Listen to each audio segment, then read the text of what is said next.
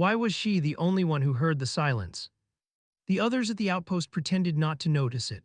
They carried their rifles, checked their scopes, fiddled with radios that scratched and hummed, filling the air with meaningless static. But to her, silence was heavier than noise. Silence carried weight. And tonight, as dusk bled into the ruins around them, it pressed into her chest like a memory that refused to let go. Her boots shifted over broken concrete. The wind carried a metallic smell, dust, rust, and the faint trace of burned oil from an engine that had died years ago. She crouched low, brushing her fingertips across a piece of shattered tile. Someone's kitchen once, someone's home, now only fractured pieces of a city that had forgotten its own name. "Captain," a voice whispered in her earbud, steady, calm. "Corporal Vega, young, too young but loyal. Movement 200 meters east side, looks like shadows, can't confirm." She exhaled slowly, one hand tightening on the rifle slung across her chest. Shadows. That's what they all were out here, shadows of people, shadows of choices, shadows of who they used to be. But there was something she hadn't told them, not yet. Her team thought this was a routine sweep, find survivors, map the terrain, secure passage for the convoys that would follow. But she knew it was more. She had volunteered for this route, insisted on this sector, because buried somewhere in these ruins was a piece of her own past. And until she found it, nothing else mattered. She didn't let it show. Her face was carved still, her tone clipped, professional. "Hold your position, Vega, don't engage until confirmed." The ruins swallowed her words, leaving only wind. She shifted forward, each step deliberate, her body low. Her team spread out in practice formation, Vega on the eastern flank, Ramirez holding the rear, Jonas covering her six. They were ghosts moving through a graveyard, but inside her chest, her heart beat too loud, as though daring the silence to break. When the first sound came, it wasn't gunfire, it was laughter. Distant, faint, carried on the wind, children's laughter. She froze. Her mind betrayed her, yanking her years back to a house with green shutters and the smell of bread baking. Her younger brother's voice echoing across a sunlit yard. She shook the image away with a forceful blink, forcing herself back into the ruins. But the laughter didn't fade. "Captain," Jonas's voice quiet, a low growl, "you hear that?" She didn't answer right away. She wanted to admit that yes, she heard it, and yes, it made something in her chest ache in ways she couldn't control. But a leader doesn't share ghosts, a leader swallows them. "Stay sharp," she said finally. "Sound carries strange in ruins." She didn't admit the truth. That sound carried memory, and sometimes memory lied. They advanced. The air grew cooler, the silence punctured only by their breaths and the crunch of boots over glass and rubble. Her eyes scanned every shadow, every corner. Shapes emerged and collapsed in the half-light, walls standing like broken teeth, doorways yawning open like mouths. And then she saw it. Not the enemy, not a trap, but a wall. It stood crooked, cracked, half-buried under fallen beams. On it, faded but still legible, was a painted symbol, a circle split by a diagonal slash. She stopped, her throat tightening. She knew that mark. She had drawn it once years ago in a different war, on a different wall. A sign for her brother, telling him which way to run if everything went wrong. Her fingers brushed against the cold concrete. Jonas noticed her pause. "Captain, you good?" She pulled her hand back quickly, as though caught touching something forbidden. "Move on," she ordered, her voice flat. But her chest burned. The ruins were talking to her, pulling her backward in time, and she couldn't let her soldiers see it. The first gunshot snapped the air open. It came from the east, Vega's position, muzzle flash lit the dusk like lightning. Then chaos, shouts, ricochets, the clatter of debris. She dropped instantly, rolling into cover behind a fractured wall. Her rifle was up, scope scanning. Shadows moved in the distance, darting between collapsed pillars. Too fast to count, too scattered to track. "Contact east 203 closing in," Vega's voice cracked through the comms. Her pulse surged. "Hold your fire unless sure, conserve ammo." Ramirez's voice cut in, urgent. "Captain, I see civilians. Repeat, civilians in the kill zone." Her jaw tightened. The last thing they needed was panic fire. Through her scope she caught a glimpse, figures, thin, ragged, moving not with precision but desperation. Civilians, starving, maybe scavenging, and mixed among them armed men using the civilians as cover. Her stomach twisted. She could order fire, clear the threat, protect her team, but the civilians. Jonas whispered, low and urgent, "Say the word, Captain, we drop him now." She didn't. Not yet. Because the ruins weren't just a battlefield to her. They were a ledger. Every choice she made would write another name into it, saved or lost, and she wasn't ready to add another line in blood. "Hold," she ordered, her voice like stone. Her team hesitated, trusting her, waiting for the call. And in that hesitation, something shifted. One of the armed men broke cover, raising his weapon, shouting something she couldn't hear. He was lean, scarred, eyes burning with something that wasn't just survival. He shouted again, pointing toward her team, pushing the civilians forward like shields. Her finger hovered on the trigger. The world slowed, the way it always did when the decision mattered most. Pull, end it now or wait, risk everything. Her breath shook, and in that fractured second, she remembered her brother's face. Small, afraid, standing in a doorway just like these ruins while soldiers shouted and pointed weapons, and she had no power then, none, to protect him. She remembered how it ended, the silence after, the years of wondering if she could have done more. Not again. She squeezed the trigger. The shot cracked like thunder, echoing across the ruins. The armed man jerked back, collapsing. The civilians scattered, screaming, ducking into the debris. More gunfire erupted, but her team joined in now, precise, controlled. Shadows fell one by one. Seconds stretched into minutes. The fight was sharp, brutal, and then gone. Only silence remained, thicker than before. Her team reassembled slowly, breaths ragged, eyes scanning. Vega's hands trembled as he reloaded. Ramirez's cheek bled where debris had sliced him. Jonah's muttered curses under his breath, his hands never still. She stood among them, her rifle still warm, her chest heaving. The civilians had vanished into the ruins. Alive maybe, or maybe carrying new ghosts with them, she didn't know. What she did know was this: the ruins weren't done with her. That wall, that symbol, her brother's memory, it all meant something, and tonight was only the beginning. But she wouldn't tell them that, not yet. Instead, she looked at her team, steadying her voice. We move, this place isn't finished with us. They followed without question. But inside her, the silence grew louder. What was she searching for in these ruins? Her team didn't ask, they didn't dare. Soldiers knew better than to question the silence of a captain, especially one like her, measured, precise, never breaking even when the ground beneath her threatened to give way. But if they'd looked closer, if they'd studied the way her eyes lingered on certain walls, certain symbols, certain shadows, they might have guessed. They pressed deeper into the wreckage, guided by nothing more than instinct and the faint lines on an outdated map. The sun had dropped, leaving the ruins soaked in fading blue light, the kind of twilight that blurred edges where friend and foe could become the same silhouette.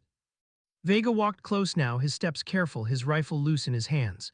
He was the youngest, 19, a boy pulled into war too early. She saw it in the way his shoulders hunched, as if bracing against a storm he couldn't name. You ever wonder, he whispered suddenly, almost too quiet for the comms to pick up, what this place used to be like before all this? She didn't answer right away. Because she did wonder all the time. She imagined laughter spilling out of doorways, markets busy with voices, children running where broken beams now lay. She imagined a world where her brother might still be alive, where her choices hadn't led her here, carrying ghosts on her back. But captains don't share dreams. So she said only, keep your focus, the past won't save us. Vega went quiet, but his silence carried disappointment. They pushed on, the ruins shifted around them, no longer random stone but patterns, alleys, broken courtyards, staircases leading to nowhere. It wasn't just rubble, it was memory fossilized in dust. Jonas muttered under his breath, scanning the rooftops. Feels like we're walking in circles. Ramirez answered him, voice edged with fatigue. That's because every street looks the same when it's been blown apart. She didn't interrupt them, their banter, even when tense, was life. It reminded her they weren't just pieces on a board. They were men with hearts still beating, fears still whispering. She carried their lives in her hands, and that weight never left her. A crack split the silence, not a gunshot, wood splintering under weight. The team froze. Her hand went up, silent signal. They dropped into cover, rifles aimed, eyes scanning the shadows.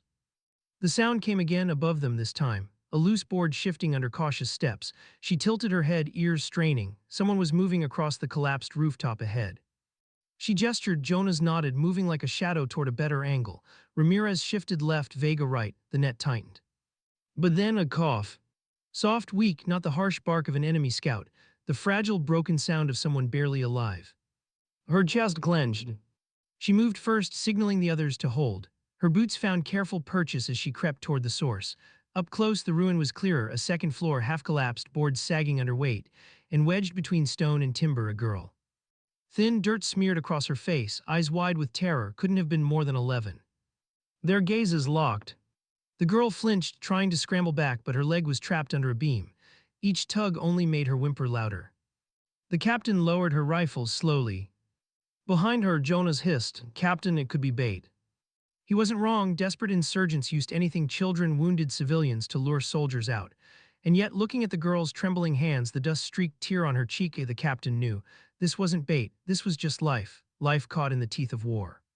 She slung her rifle across her back, raising both hands to show she carried no threat. Easy, she murmured, her voice soft. We're not here to hurt you. The girl's eyes flicked panic to the shadows, as if expecting someone else to emerge, someone worse. The captain stepped closer, the floor groaned, she froze. One wrong move, the whole structure could collapse. Captain Jonas warned again, harsher now, leave her, it's not our mission. She ignored him. Because it was her mission, always had been. She crouched, balancing carefully, and reached for the beam. The wood bit into her gloves as she tried to shift it. Too heavy, she braced, pulled harder, muscles screaming, grit filling her throat. The girl whimpered again but didn't pull away. With one final heave, the beam shifted just enough. The girl yanked her leg free, scrambling back, eyes still locked wide with fear. The captain breathed hard, sweat burning her eyes. She reached out a hand. For a moment, nothing. Then the girl, trembling, placed her tiny, dirty fingers in hers. She pulled her free. The relief was short-lived. Gunfire ripped the air open. Jonas swore, diving into cover. Ramirez shouted coordinates. Vega returned fire, his shots sharp and panicked. The captain dropped instantly, shielding the girl with her body, pulling her tight against the rubble. The bullets snapped overhead, showering dust into their hair. Shadows darted again between walls. The ambush had sprung. She whispered to the girl, urgent but calm, stay down, don't move. Then she was up, rifle back in her hands, scope already tracking. She moved with deadly precision now, each shot controlled, each trigger pull and exhale. Enemies dropped. The echoes bounced off the ruins, filling every crack with thunder. But they were surrounded. Vega's panicked voice cracked through comms. They're flanking, west side, 2 o'clock. Hold position, she snapped, cutting the panic with steel. Don't break. Her soldiers held. Jonas's curses became rhythm, Ramirez's fire disciplined, Vega's shot steadier with each order. They fought as one, tied together by her voice. The firefight stretched, endless, suffocating. Dust choked the air, shadows fell, others replaced them. The ruins swallowed both sound and hope. And then silence. The last shot echoed away. Her breathing slowed, her rifle lowered. No movement, no more shadows. Her team regrouped, bruised, battered, but alive. Jonas's hand shook as he reloaded. Ramirez's eyes scanned every corner, unwilling to believe it was over. Vega pressed his back against a wall, chest heaving, whispering something under his breath, a prayer, maybe, or a curse. The girl clung to the captain's leg, too terrified to let go.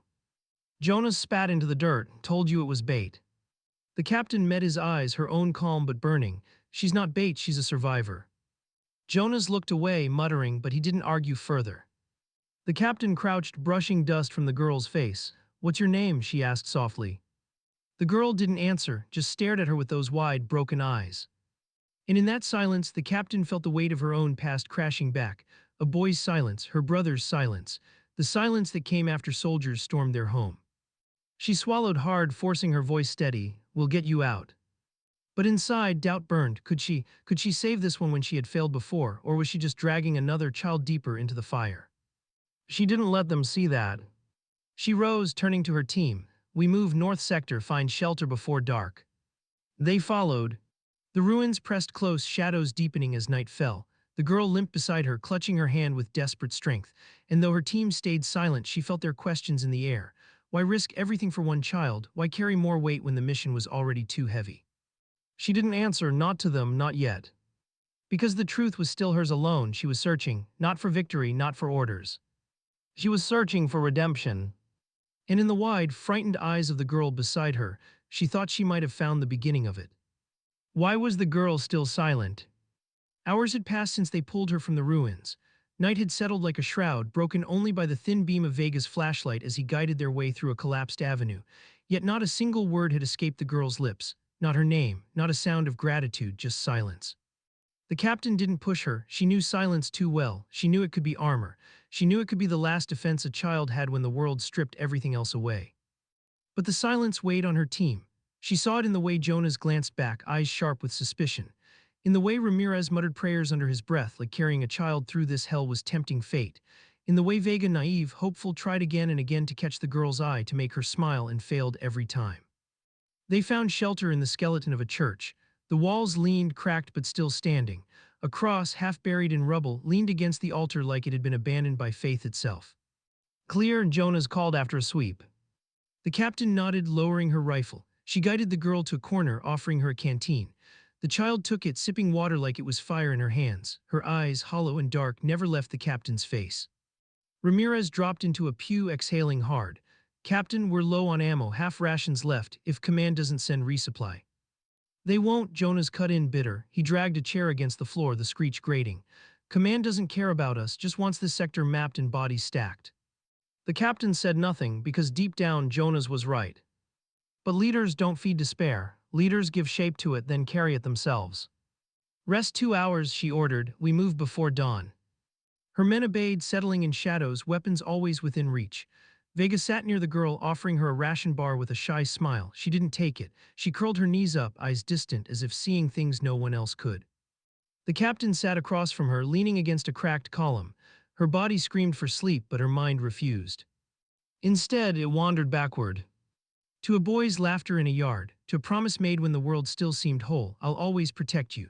To the silence that followed, a silence she carried into every mission, every order, every breath. And now, staring at this girl, she wondered if fate had placed her here as punishment or as a second chance. The night stretched, and then the girl moved. Her small hand reached into her pocket. She pulled out something folded, fragile paper, yellowed and torn. She hesitated, then offered it to the captain. The captain took it slowly, careful not to tear it further. It was a drawing, crude lines done in charcoal, a house, 2 stick figures, one tall, one small, holding hands, and above them a circle with a diagonal slash. Her chest tightened.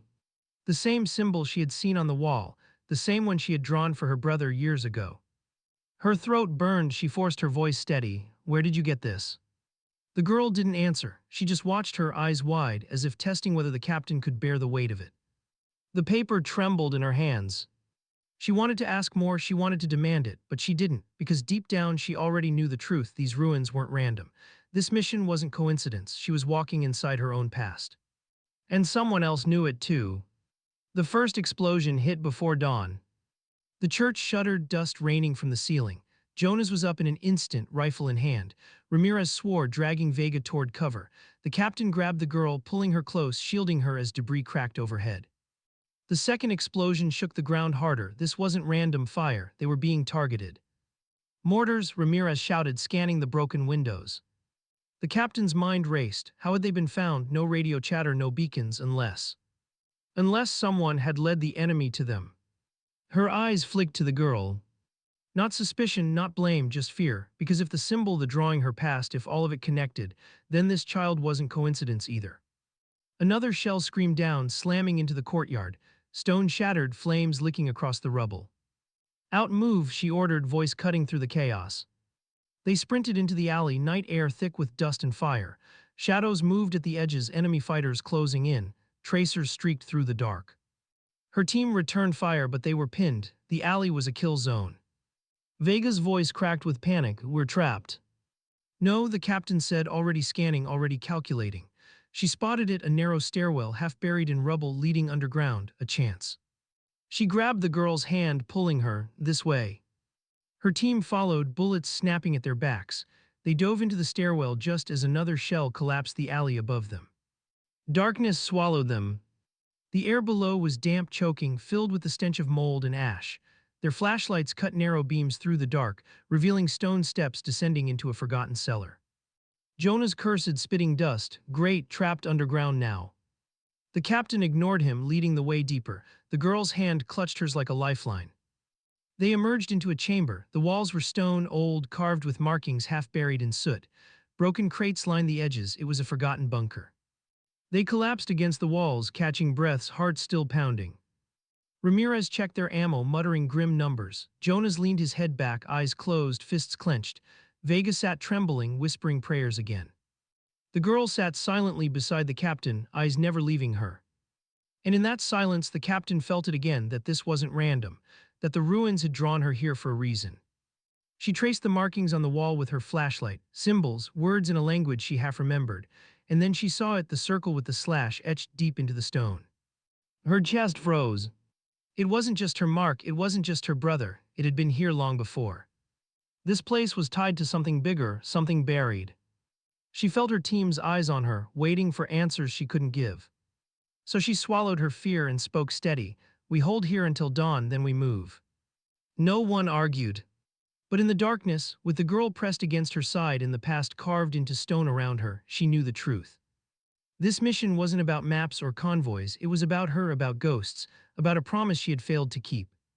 And in the silence that followed, she whispered to herself words no one else could hear. Not again, I won't fail again. How long could silence last before it broke them? The bunker swallowed every sound. No birds, no wind, not even the distant thrum of artillery. Just the drip of unseen water and the ragged breaths of soldiers who knew too well what it meant to be hunted. The captain sat with her back to the cold wall, the girl pressed against her side. She hadn't spoken not a word, but her eyes were alive, watching, measuring, holding secrets the captain couldn't yet read. Secrets that clawed at her chest because she felt the pull of them, the way she once felt the pull of her brother's small hand in hers. Jonas paced like a caged animal, boots scraping over stone, his jaw clenched, eyes never still. We're rats in a trap down here. No signal, no exit, no guarantee command even knows we're breathing. They don't, Ramirez muttered, sitting cross-legged, rifle across his lap. He rubbed a rosary between his fingers. They stopped counting hours ago. Enough, the captain said, her tone quiet but cutting. We're alive, that's the only count that matters. Jonas's laugh was bitter, alive now, dead when they dropped the next shell. The girl flinched at his voice, pressing closer into the captain's side. The captain placed a steadying hand on her shoulder, grounding both of them. She looked at Jonas. Then we make sure we're gone before the next shell falls. Jonas stopped packing but didn't look convinced. Vega, always searching for a sliver of light, leaned forward. There might be tunnels, old cities like this had them, escape routes, trade routes, something. The captain nodded slowly, it was possible, and the carvings on the wall, the circle with the slash, whispered of something older still. She raised her flashlight again, tracing the etched lines. They weren't random marks. They were deliberate, layered symbols of warning, maybe guidance. She followed them with her eyes until she reached a break in the wall, a narrow gap half hidden behind debris. Her pulse quickened. Vega, she said softly, bring the light. He hurried over, beam cutting across the stone. The gap was real, a tunnel swallowed by dust but still open. Jonas groaned, you've got to be kidding, a crawlspace, that's our grand plan. The captain didn't answer. She crouched, testing the opening, running her fingers across the stone edges. Worn smooth by time, not collapse, this was meant to be used. She looked back at her team. It's a way out, we take it. No one cheered, but no one argued either. They moved. Jonas grumbled under his breath. Ramirez muttered prayers. Vega steadied the girl, and the captain led, crawling first into the dark. The tunnel was suffocating, stone pressing close, air stale and damp. Their rifles scraped walls, their gear snagged on jagged edges. Each movement echoed like thunder in her ears. She forced herself forward, breath controlled, hand gripping the girl, as she pulled her through the narrow space. Minutes stretched into eternity, and then faintly a draft, cool air brushing her face. She pushed harder, breaking into a wider chamber. Her flashlight swept across the space and froze. Rows of rusted crates, faded banners draped in tatters, weapons long dead with time, and on the far wall, painted massive across stone, the circle with the diagonal slash. Her stomach dropped. It wasn't just her symbol, it wasn't just her brother. It was a mark that had lived in this city for generations, a sign of resistance, a promise of refuge, or a curse of ruin. Her team climbed in behind her, breaths ragged, eyes widening at the sight. Ramirez whispered, voice reverent, what is this place? The captain's hand traced the painted circle. The paint was old, cracked, but it still held power. She swallowed hard, memories crashing in. When she was a child, she had drawn this very mark to guide her brother away from danger. But where had she learned it? Who had shown her? She never asked, never thought to. It was instinct, passed down. And now seeing it here, she realized it wasn't hers, it never was. The girl's voice broke the silence. Soft, fragile, but real. My mother drew that too. Every soldier froze. The captain turned sharply, eyes wide. It was the first time the girl had spoken. Her voice was small, trembling, but her words cut through the chamber like a blade. She crouched low, steadying herself to meet her eyes. Your mother. The girl nodded, tears clung to her lashes, but she held steady. She said, follow the mark, always follow it. The paper drawing, the wall in the ruins, this chamber, it all connected. The captain's throat burned. She wanted to ask the girl 100 questions, but before she could, gunfire shattered the silence. From the tunnel behind them, Jonas cursed, diving for cover. Vega yelped, dragging the girl into the shadows. Ramirez fired back, muzzle flash blinding in the close space. They had been followed, tracked. Bullets ricocheted off stone, dust filled the air, choking. The chamber became a furnace of noise, light screams. The captain fired, movements sharp, precise. 2 shadows dropped in the tunnel entrance, but more poured in. Jonas's voice roared above the chaos. We can't hold this. He was right, the chamber was a trap. The same walls that had once promised refuge now threatened to become their tomb. The captain scanned fast, desperate. Another tunnel, narrower, half-buried, she spotted it. Ramirez, Jonah's cover, she barked. Vega, girl, move.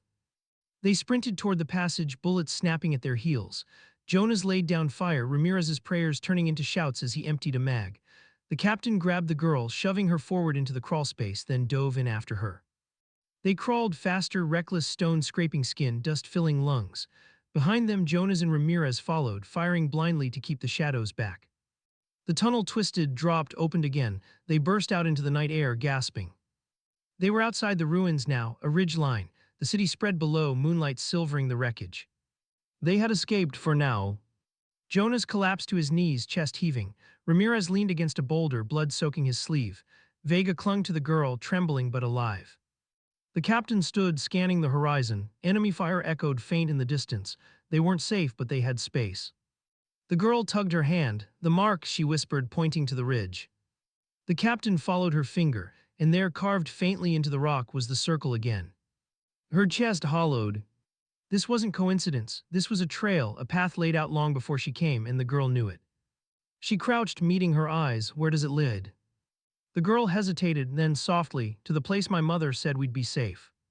Her team looked to her now, questions burning. Was this real? Was it a trap? Was this child leading them toward salvation or into another grave? The captain didn't know. But she did know this. She couldn't turn back. Not now. Not when every step forward brought her closer to the answers she had buried in her own past. She rose steady, her voice calm, commanding, "We follow it at first light." Her team didn't argue. They didn't trust the mark. They trusted her. And as the night stretched cold across the ridge, she sat awake, the girl curled against her, staring at the faint circle carved in stone. A question burned in her chest, sharper than any bullet. Had she been brought here to save this girl? Or had this girl been brought here to save her? The ridge was ablaze against the night sky. Cold air cut across their faces, sharper than the silence that followed the gunfire. The captain hadn't closed her eyes since they'd crawled out of the tunnel. She sat against the rock, rifle across her lap, eyes fixed on the faint mark carved into stone. That circle with its slash, unchanging, unyielding, felt like it was watching her more than she was watching it. Dawn bled slow across the horizon, pulling color back into the world. When the first rays touched the ruins below, she rose, steady but tired. "On your feet," she said. Her voice was quiet, but command lived in it. Jonas groaned, dragging himself upright. No rest, no food, barely any ammo, and now we're following what? A stone carving. Ramirez adjusted the bandage around his arm, face pale but calm. It's either follow the mark or walk back into the wolves. Vega tightened his grip on his rifle, glancing at the girl. She believes in it, that's enough for me. The captain didn't add anything. She just looked at the girl, small, exhausted but unbroken. Her eyes locked on the circle like it was a compass pointing home. That was all the answer the captain needed. They began the climb. The ridge was steep, jagged stone tearing at their boots, loose gravel sliding beneath every step. The city shrank below, becoming nothing more than broken outlines under the rising sun. Each mark appeared just when doubt began to sink its teeth in. Faint, worn, sometimes nearly invisible, but always there. The circle, the slash, a path carved by hands that had known desperation maybe centuries before. Hours passed, sweat stung their eyes, breaths came ragged. Jonas cursed under his breath with each climb. Ramirez whispered prayers for strength. Vega hummed tunelessly just to fill the silence. The captain stayed quiet, eyes sharp, always scanning. The girl walked without complaint, small legs, steady steps. She carried nothing but a folded piece of paper clutched in her pocket, and yet she seemed to carry them all. By midday, the ridge flattened into a plateau. The team collapsed in patches of dry grass, panting. The captain remained standing, scanning the horizon with binoculars. Her heart stopped. Movement far below. Columns of soldiers in black uniforms moving like ants across the ruins, sweeping the city, spreading outward. They were hunting. And the trail the team followed, clear, deliberate, would lead those hunters straight to them. Jonas spat into the dirt. We're being herded. Whoever left those marks, maybe they wanted us trapped. Maybe this whole thing's a noose. Vega shook his head. Then why would the girl's mother tell her to follow them? You think she wanted her daughter dead too? The captain lowered the binoculars. Her face betrayed nothing. Inside, though, a storm raged. Her brother, the mark, the voice that once whispered, "Draw it so he knows where to go." And now this child, saying her mother had said the same words. Coincidence had long since died. "This isn't a noose," she said finally, "it's a test." Jonas scoffed. "A test from who?" The captain didn't answer because she didn't know. They pressed on. By late afternoon, the plateau narrowed into a canyon. Shadows swallowed them, the walls rising like giants on either side. It felt too perfect, too intentional. A funnel. Jonas hissed, raising his rifle. We're dead in here, one drone, one shell, and a sound cut him off. Not gunfire, not artillery. A bell. Faint, metallic, ringing once then again, echoing down the canyon walls. Everyone froze. The girl's face lit with recognition. She tugged the captain's sleeve. That's it, she whispered. That's the place. Before anyone could question, she broke into a run. Wait, the captain barked, lunging after her. Vega followed, stumbling. Ramirez cursed under his breath, gripping his rifle tighter. Jonas muttered about suicide missions but didn't stay behind. They chased her deeper into the canyon. The ringing grew louder, steadier, until the walls opened suddenly into a hidden valley. And there it was. A village. Half ruined, half alive, stone huts clung to the valley floor, smoke rising thin from a handful of fires. Figures moved, men, women, children, all dressed in patched clothes, their faces hard but not hostile. And above the village, on a cliff face carved into the mountain, painted massive and unbroken, the circle with the slash. The captain's chest tightened until she couldn't breathe. The girl slowed, tears in her eyes, a smile breaking through exhaustion. We're here, she whispered. Rifles cocked. The team froze, weapons snapping up as villagers emerged, surrounding them in a tightening ring. Spears, old rifles, even bows, their faces unreadable, their eyes sharp. Jonas cursed under his breath, called it a trap. The captain raised a hand slowly, signaling her team to hold. She kept her rifle lowered, her stance calm, her eyes locked on the villagers. Then from the crowd an old woman stepped forward, bent, wrapped in faded cloth, eyes like burning coals. She looked at the captain, at the girl, at the circle on the cliff. And then she spoke, voice cracked but strong. You followed the mark. The captain's blood went cold. The old woman turned her gaze to the girl, softening. She is the one. The villagers lowered their weapons. Murmurs rippled through the crowd. The captain's team exchanged glances, confusion written across their faces. The captain forced her voice steady. What do you mean, the one? The old woman's smile was thin, knowing. The child carries the mark in her blood, as did her mother, as did you. The captain's breath hitched. Me. The woman nodded slowly. Your face is written in the stones, though you do not yet see it. Her chest felt hollow, the ground tilting beneath her boots. She remembered being a child, drawing the mark with clumsy hands, guiding her brother through chaos. No one had taught her, it was just there, an instinct. Now this stranger was telling her it was more than instinct. It was heritage, destiny. Jonas broke the silence with a bitter laugh. Great, mystical nonsense. We're starving, running on fumes, and now we're in the middle of a cult. The villagers glared, spears twitched. The captain cut him off with a sharp look. Then she turned back to the woman. We're soldiers, we're being hunted. If you want us to leave, we'll leave. Just let the girl rest. The woman shook her head. No, she is home. The girl pressed closer to the captain, fingers clutching her sleeve. Don't leave me, she whispered. The captain's throat tightened. She looked at her team, Jonas restless, Ramirez bleeding, Vega trembling, and then at the girl, small but unyielding. Home, that word had long since lost its meaning, but maybe for this child it was still alive. The woman gestured, come eat, rest, then we will speak of what comes next. The team hesitated, but the captain gave a nod. Slowly, weapons lowered, shoulders eased. They followed the villagers into the valley. Smoke rose from cooking fires. The smell of stew hit them like a wave, making stomachs clench with hunger. Children peeked from doorways, wide-eyed at the sight of armed strangers.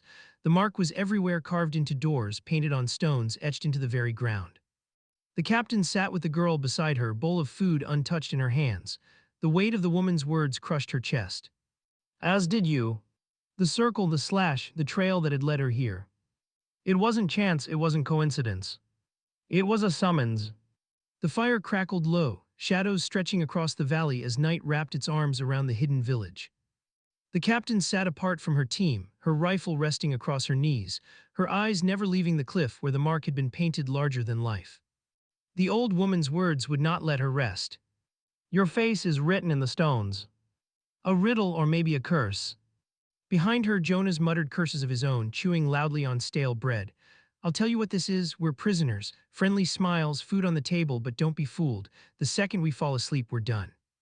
Ramirez leaned back against a wall, his arm trembling from infection. And what choice do we have? Out there we die hungry. In here at least we breathe. Vega poked the fire, eyes heavy with exhaustion. The girl's safe here, that's what matters.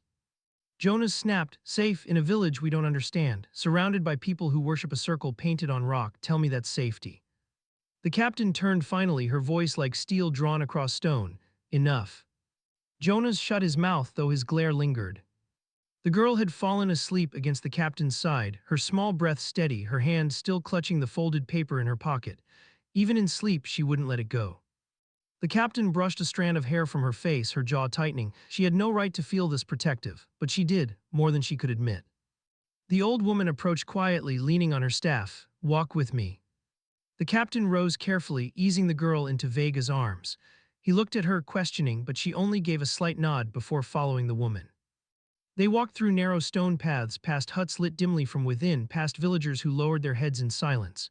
The air smelled of earth and smoke, heavy with the weight of history. The path ended at the cliff itself, where the massive symbol loomed overhead. Torches flickered at its base, casting it in firelight. The old woman stopped, her eyes never leaving the mark. You wonder what it means. The captain crossed her arms. I've wondered all my life. The woman's lips curved into a thin smile. Then you are closer to the truth than most. The captain's voice cracked despite herself. Why me, why her? The woman leaned on her staff, eyes sharp. Because you are bound by the same bloodline, your ancestors carved the first mark when invaders burned their homes. It was not just a sign, it was a vow. Wherever that symbol lived, so too would resistance. The captain's breath caught. The woman's voice softened. Your brother, he carried it, did he not? The captain's throat tightened. Memories slammed into her, the boy with a shy smile, the one who followed her shadow everywhere, the one who pressed chalk against stone, whispering, don't forget this, it's our secret. She nodded once. The woman's eyes softened. And now the girl carries it too. You see, this is not chance, it is inheritance. The captain turned away, staring up at the painted mark. Inheritance doesn't win battles. Inheritance doesn't stop men with guns, drones, airstrikes. Her fists clenched. Inheritance just gets people killed. The woman stepped closer, her voice a whisper. Or it saves them if you let it. The captain shut her eyes. The sound of wind filled the silence, rustling against the valley walls. Then came another sound. Distant, low. Engines. Her eyes snapped open. She rushed to the cliff's edge, heart hammering. Far beyond the valley, across the ridges, faint red lights moved through the night, searchlights sweeping. The hunters had found the trail. The old woman's voice did not waver. They will come, and when they do, you must decide, fight for your own survival or fight for theirs. The captain turned sharply. What are you saying? The woman's eyes locked onto hers. This village has no soldiers, no defenses. They have survived in shadows and silence, but now the silence is broken. The child brought you here and you brought the war. Her stomach twisted, guilt clawed its way into her chest. The woman laid a trembling hand on her arm. But you also brought hope. For years they whispered that the mark would guide the chosen back, that when it did, they would not be alone anymore. The captain's breath shook. I'm not chosen, I'm just tired. I just wanted to keep her alive.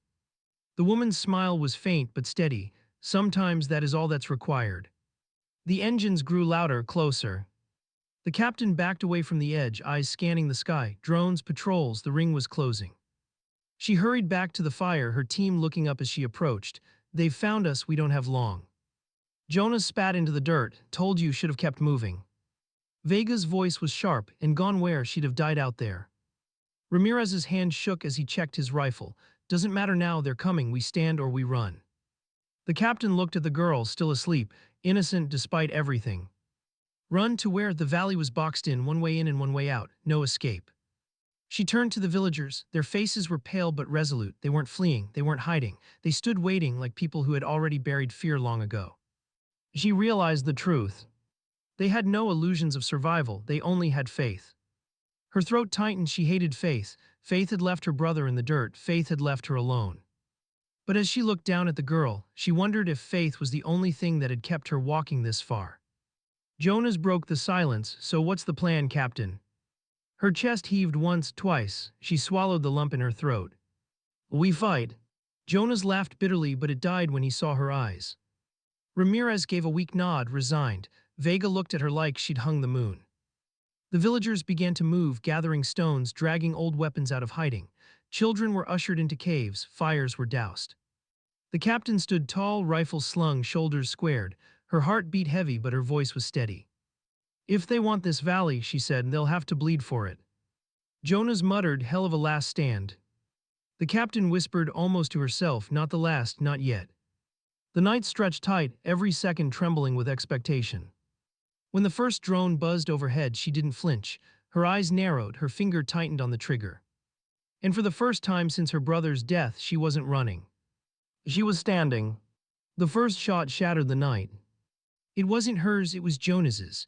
It came from above, the whine of a drone followed by the crack of a mounted rifle. The round tore into the cliff, spraying stone shards across the valley floor. Screams erupted, villagers dove for cover. The girl jolted awake in Vega's arms, eyes wide, clutching at him as the ground shook. The captain's voice cut through the chaos. Positions now. Jonas sprinted for the ridge, cursing under his breath. Ramirez staggered, pale and sweating, but raised his rifle anyway. Vega shielded the girl, pressing her against the wall of a hut. The captain ran into the open, rifle snapping to her shoulder. One breath, one shot, the drone spun, sputtered, and burst in a streak of fire. The wreckage tumbled into the valley, flames licking at dry grass. The villagers stared, stunned. They had never seen a soldier fight for them. But there was no time to breathe. The sound of engines filled the canyon. Trucks, dozens of them, tires grinding over stone, metal rattling, voices barking orders in a language sharp as knives. Floodlights cut across the valley, blinding, merciless. The enemy was here. Jonas's voice rang out from the ridge. They've got armor and at least a company, maybe more. The captain's stomach nodded. Numbers like that should have meant one thing, surrender, but there was no white flag in her, not tonight.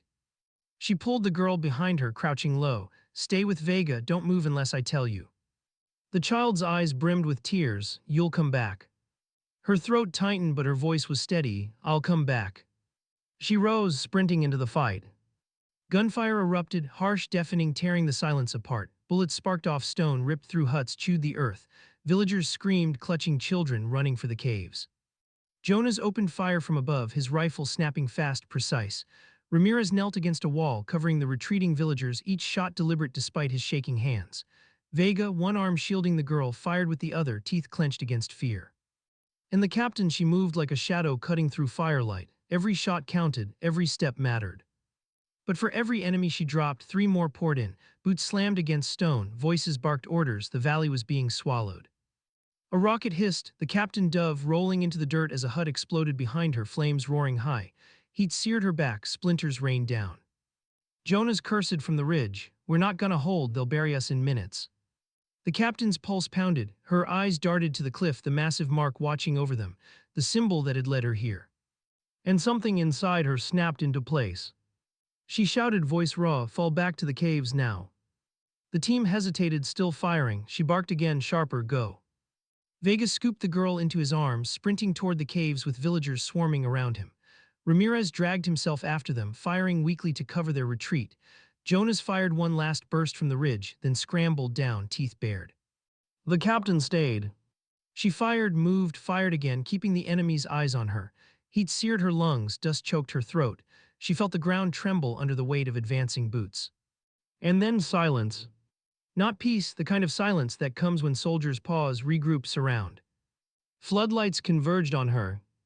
Dozens of rifles raised. She stood alone in the open, chest heaving, sweat streaking down her face. Her finger hovered on the trigger, but her rifle was nearly empty. A voice boomed through the valley, harsh, mocking, drop your weapon.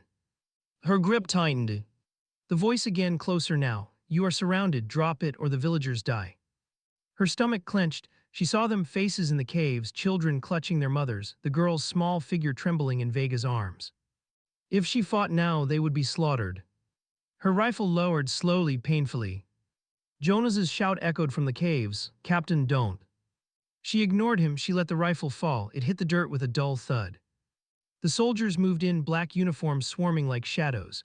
Rough hands grabbed her arms, yanking her down, dirt scraped her face, steel bit into her wrists.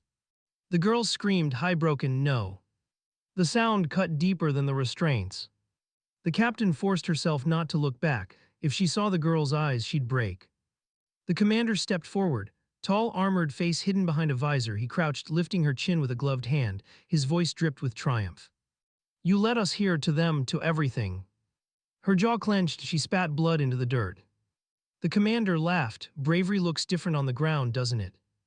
He rose, turning to his soldiers. Burn the valley, leave nothing.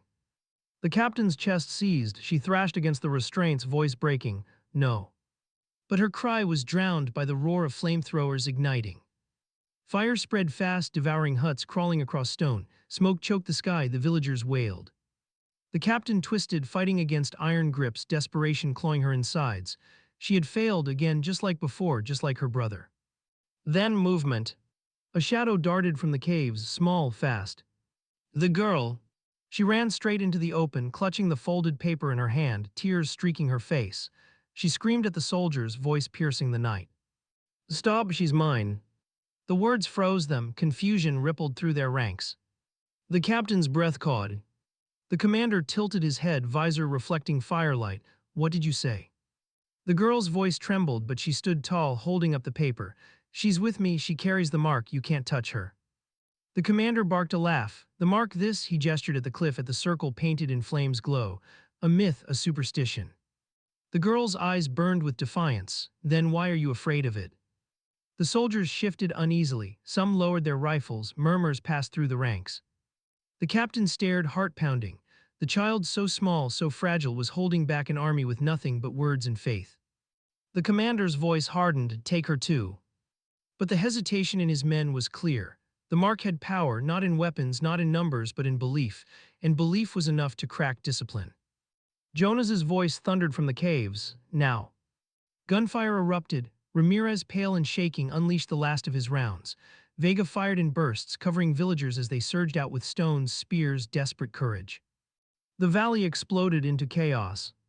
The captain was yanked to her feet, shoved forward by the soldier holding her. She twisted, slammed her boot into his knee, wrenched the rifle from his grip, and fired point blank. The fight swallowed her whole. Heat, smoke, screams, bullets tearing the night. She lost sight of Jonas, lost sight of Ramirez, lost sight of Vega. But she saw the girl, always the girl, standing in the firelight, clutching the paper, refusing to let go. Something inside the captain broke and rebuilt.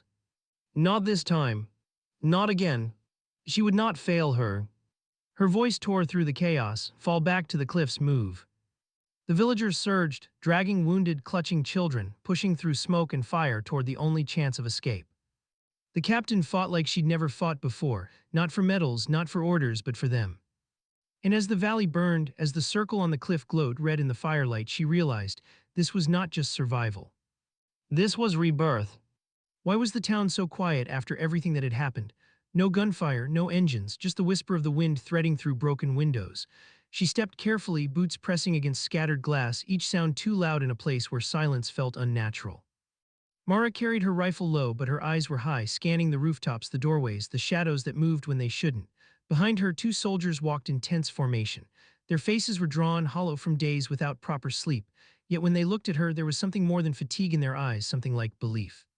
She never asked for it that way, but here it was. They moved deeper into the ruined square where once there had been music. She knew it, though she had never been here before. A shopkeeper's son had told her months ago when they first pushed into this region. He had spoken with a kind of warmth she hadn't heard in so long. "In summer, the square is alive with dancing," he'd said. "My mother sells sweet bread, children chase kites, the air tastes of smoke and sugar." Now all that remained were charred walls and silence.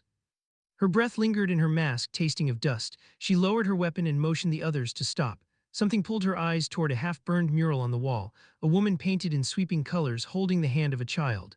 The faces were blurred by fire, yet the gesture remained protective, eternal. She stared too long. One of the soldiers whispered, "Captain, we should move. This place, it feels wrong." He was right, but she couldn't let go of that mural. It clung to her like a message she wasn't meant to ignore. There had been messages all along, hadn't there? Signs hidden in plain sight, warnings unspoken. And somewhere deep inside, she knew she was walking not just through ruins of a town, but through the remnants of her own choices. They pressed forward, weaving between crumbled archways and scorched debris. Every step felt deliberate, rehearsed in the back of her mind, because she knew something the others didn't, something she had carried like a locked box in her chest. They thought this was just a search and secure mission, but she had come here with another purpose, a reason personal enough to ache, dangerous enough to hide. When the static in her earpiece broke the silence, she froze. A voice crackled through, low, urgent. "Mara, you're close." Her pulse kicked hard against her ribs. She turned slightly enough to check if the others had caught it. Their radios remained silent, which meant only one thing: that voice was meant for her alone. She swallowed, throat dry. The others were watching her, trusting her, depending on her. And yet in that moment she realized the ruins weren't the only secret she had brought them into. The voice whispered again, sharper this time, "You know what you came for, don't hesitate." Her breath slowed, heavy, steady. The mural's image returned to her mind, the mother's hand, the child's trust. She blinked hard, fighting the burn in her eyes. She could keep moving forward, pretend she hadn't heard, lead them as if nothing lingered in the air. Or she could follow the voice, the reason she had stepped into these ruins knowing full well she might not step out again. The silence pressed in closer, heavier than before. And as she stood there, rifle gripped tight, her soldiers waiting for her signal, she finally understood. This mission was never just about survival. It was about truth. The kind that demanded a cost. The kind that no one else was ready to pay but her. Her lips parted, the first command forming. She didn't yet know if it would save them or condemn them, only that it would carry them deeper into a story none of them were ready to face.